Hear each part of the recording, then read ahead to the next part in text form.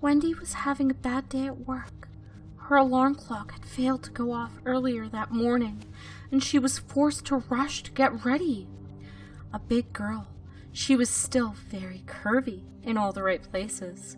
Her job at the front desk required that she make sure her makeup was done right, and that she was dressed in her uniform. The short black skirt only served to emphasize her legs and feet in her black pantyhose. Her shirt was stretched tight over her large breasts, nestled securely in the cups of her black sheer bra. Still, there was no mistaking that she was a very sexy BBW. Her long black hair framed her face, highlighting the soft features. She worked hard all morning, well aware of the looks she was getting from the desk supervisor, Amy. Amy took it as a personal insult any time any of her girls was late. Being new in her position of authority, she tended to lord it over the other girls. She too was a big girl and every bit as curvy as Wendy. The only big difference, looking at them, was that Amy had blonde hair. It was a very rare day indeed that all the men working at the hotel did not stop and admire either her or Wendy. Amy was attired the same as her staff. As she went about her day's work, she was well aware of everyone's glances at both her and Wendy. For most of the day, the two girls ignored each other. Few people knew of the history between them, or that it would interrupt the fashion that the end of the day held. Wendy had applied for the same position as Amy, and having been there longer than Amy, she was convinced the job should have gone to her. Amy had been given the job of telling Wendy that she was unsuccessful in her bid, and thus the seeds of dislike between the two of them had been sown. As the afternoon wore on, Amy could not control herself any longer. She called Wendy into her office and closed the door. To see the two of them facing each other, it was easy to see how much they looked alike, except for their hair color. Amy sat back down behind her desk and invited Wendy to sit. "You know you were late this morning, Wendy," she stated. "The company cannot tolerate such tardiness. I have docked you the time accordingly. Perhaps that will teach you to be a little bit more responsible." Wendy felt the anger rise in her. "You can't do that," she fumed. "You know I work harder than the rest, and how dare you lecture me about being tardy? You're the one we've covered for the last few months." "You watch your tone of voice with me, lady," responded Amy hotly. "The last thing I have to do is take any abuse from someone like you." "Just what do you mean by like me?" Wendy shot back. "Well, you know you can't accept that the better choice was made for this job," replied Amy.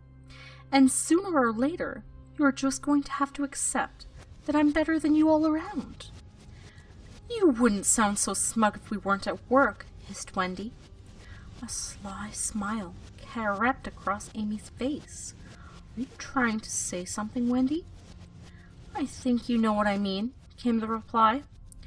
Amy stood up and came around the desk and sat on the top. "Tell you what, little girl, you find us an empty room. We're both off in an hour. You find the room, I'll be there." Wendy stood and faced her boss. "You got it, and I can hardly wait." Wendy stormed out of the office, slamming the door behind her. She could feel the rage inside of her, raging to be let out. She went straight to the computer and called up every empty room there was in the hotel. 807 was the first room to show as having just had the carpets replaced. No furniture had been put back in there yet. Perfect thought Wendy to herself. She grabbed a piece of paper and scrawled a quick note on it to Amy. All it says was 8:07, 60 minutes, and slid it under her rival's door. The clock seemed to drag as the last minutes of the shift went by. As the second hand reached the end of her shift, she pocketed the key to 8:07, making note that the other key was already gone. She signed out, and with no word to anyone, made her way to the 8th floor. She used the key to let herself in. There was Amy standing on the far side of the room, hands on her hips. Wendy closed the door behind her and made sure it was locked and the safety chain was in place. She then tossed the key on the counter next to the other one.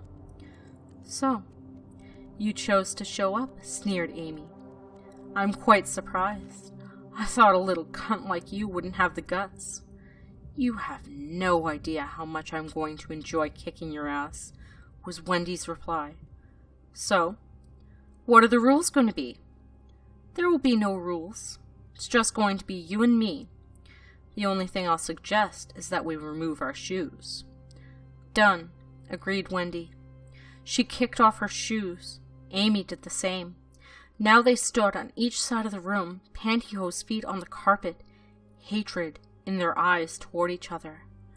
They both raised their hands in front of themselves and painted the nails like claws. They glared at each other as if a silent command had been given. They lunged at each other. 2 sets of nails grabbed at each other's hair as they clashed. Nylon feet and legs struggled as the 2 girls wrestled on their feet, yanking back and forth. Guttural screams of anger escaped from their throats as each sought to hurt the other. Screams of bitch and cunt filled the air.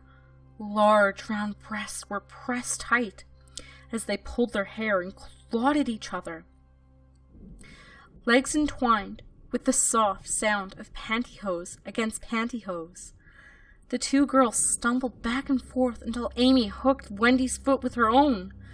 The 2 big girls fell to the carpet, and the fight began in earnest. Rolling back and forth, they clawed and scratched at each other. Their skirts rode up, showing the roundness of their asses as they fought on the ground. Wendy clawed at Amy's face as she sought to best her rival. Both girls' hair were a mess as they rolled and fought. Shirts began to pop buttons as they clawed at each other's large, round breasts. Wendy tried to drive her knee into Amy's crotch, but was stopped by her rival's knee trying the same. "Fucking cunt," hissed Wendy. "Ugly cow," was the reply back. Wendy got her arm around Amy's neck and pressed her advantage. She punched at the other girl's face, trying to inflict maximum pain. There was no give from either girl. This was pure woman versus woman. Amy dug her nails of one hand into Wendy's trestles and clawed at her face with the other hand. Sweat dripped as they rolled back and forth, clawing and scratching at each other. The 2 big girls cursed and swore at each other relentlessly. Knees and hands sought to hit each other's most sensitive parts. Finally, they rolled apart and managed to make it to their knees. Wendy's shirt was torn open, exposing her 46 double D breasts in the cups of her bra. Amy's shirt had 1 button left, barely containing her large, soft mounds in their bra. Both girls looked at each other, knowing this would be the last segment of the fight. They screamed at each other and lunged forward again. As they locked fingers, Amy drove her nylon knee between Wendy's thighs, hearing her rival cry out at the direct hit. Wendy fell back to the carpet, and Amy dived on top of her.